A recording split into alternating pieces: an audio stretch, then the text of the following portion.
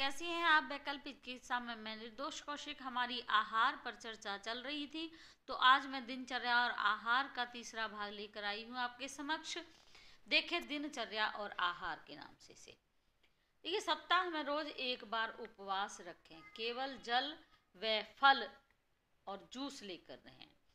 मित्रों, जैसे हमें काम से एक दिन के लिए आराम चाहिए होता है, वैसे ही हमारे शरीर की मशीनरी को भी एक दिन के लिए आराम की आवश्यकता होती है। वो आवश्यकता क्यों? कि हम कुछ भी खाते हैं, गए नाश्ता लिया, दोपहर का भोजन लिया, रात्रि का भोजन लिया, बीच में चाय, सब कुछ ले लिया, लेकिन एक दिन हमारे सिस्टम को आराम देने के लिए उपवास रखें। उस दिन केवल जल, फल और जूस ही लें। अच्छा तो ये रहेगा कि आप पानी में नींबू और शहद डालें और उसी को दो घंटे बाद लें, तो जितना भी अंदर सिस्टम है आपका स्वच्छ हो जाएगा, साफ हो जाएगा और पुनः आप चुस्त और दुरुस्त हो जाएंगे। लेकिन हम क्या करते हैं, उपवास के नाम पर कुट्टू, सिंगाड़ा, आलू, चिप्स, पापड़ कुछ भी नहीं छोड़ते, तो वो क्या होता है, रोज से भी ज़्यादा हो जाता है, केवल नाम होता है। उपवास का मतलब है, उपवास मीन्स निकटता, उस परमात्मा की निकटता। स्वास्थ्य के लिए आप कहें, हे परमात्मा, आज के दिन हमें इतनी शक्ति दे कि हम भोजन से दूर रहकर अपने शरीर के स्वास्थ्य की रक्षा कर सकें।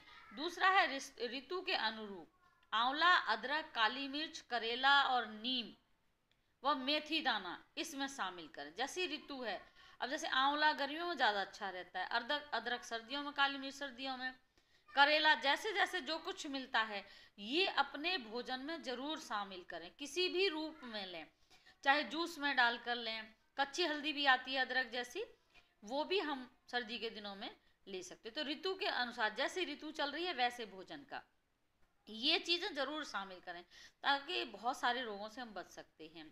ब्रह्मचर्य में विश्वास व पालन करें। ब्रह्मचर्य केवल मित्रों काम वासना से ही मतलब नहीं, ब्रह्मचर्य का मतलब है हर चीज की चर्या को ब्रह्म में स्थित कर देना, अर्थात अधिक फालतू न बोलना, फालतू न खाना, फालतू न घूमना, फालतू मतलब अपनी इंद्रियों पर कंट्रोल रखना, चाहे वो बोलना, उठना, बैठना, खाना, पीना जो भी है, ये सब ब्रह्मचर्य के अंदर आते हैं। रात्रि विश्राम में आप सिर दक्षिण व पैर उत्तर की ओर रखें। जैसा आपका बेड का सिस्टम है उसमें ये ध्यान रखें कि दक्षिण दिशा में हमारा सिर हो और पैर हमारे उत्तर दिशा में होनी चाहिए, या फिर सिर हमारा पूरब में हो और पैर पश्चिम में, दोनों दिशाएं इस तरह से सोएंगे तो आपको निश्चित रूप से क्षति नहीं होगी।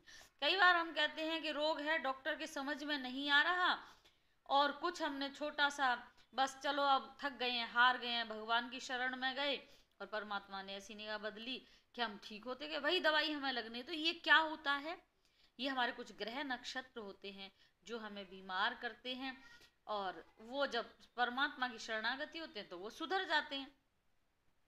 अब सोने से पहले दंत मंजन में ब्रुश करें, ताकि कोई भी बचा हुआ भोजन, दांतों में चिपका हुआ भोजन न रहे। अच्छा ये रहेगा कि दंत मंजन उंगलियों से करें, साफ करें, अच्छी तरह से मुंह में पानी भरकर कुल्ला करें। मित्रों, कभी कभी मसूड़े फूलने की बहुत आशंका रहती है कि हमारे मुंह में बाई हो रही है, तो ऐसे समय में नमक का पानी गुनगुने से थोड़ा गर्म करेंगे और उसको मुंह में थोड़ी देर रखकर अच्छी तरह से कुर कुर कुर कुर की आवाज़ करते हुए 4-5 कुरले करेंगे, तो निश्चित रूप से बाई बादी निकल जाएगी, दांत भी पुष्ट और मजबूत रहेंगे। अब पूरे दिन के किए गए कामों का हम अवलोकन करें कि हमने सुबह से लेकर शाम तक क्या किया है। ये कार्य हमारा शैया पर जाते समय, बिस्तर पर हम जाते हैं तब होता है, 2 मिनट में ही हमारे आगे रील घूम जाती है, सुबह से क्या किया है, और परमात्मा को समर्पित करके उन कार्यों को सुबह की कामना करें, शुभ सुबह की कामना करें। परमात्मा कल से फिर हम नई स्फूर्ति और नए ताजेपन के साथ हम अपना कार्य शुरू करें, हमें ऐसी शक्ति। तो महत्वपूर्ण बात है, देखिए मित्रों, रोज थोड़ा समय दूसरों की भलाइयों में लगाएं, उस समय आपको अपनी चिंताओं से मुक्ति मिलेगी।